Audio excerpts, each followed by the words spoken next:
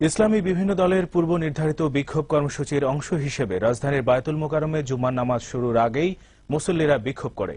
নামাজের জন্য মুসল্লিরা মসজিদে প্রবেশের চেষ্টা করলে পুলিশ মসজিদের কয়েকটি গেটে তালা লাগিয়ে দেয়।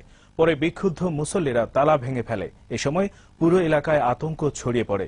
পল্টন, বিজয়নগর, তোপখানা, মৎস্য ভবন সংলগ্ন এলাকার মসজিদের বাইরে রয়েছে পুলিশের সতর্ক অবস্থান। নামাজের পর মুসল্লিরা বিক্ষোভ করলে পুলিশ টিয়ারশেল ও রাবার বুলেট ছোড়ে। এ সময় সাংবাদিক সহ বেশ কজন মুসল্লি আহত হয়।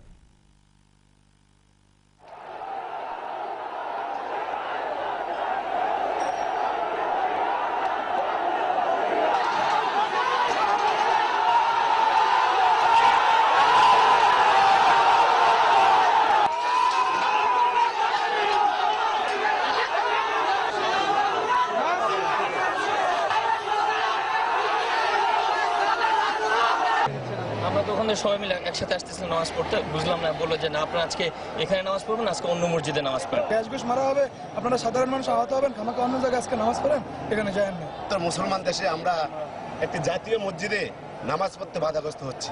ইসলামের উপর যে আজকে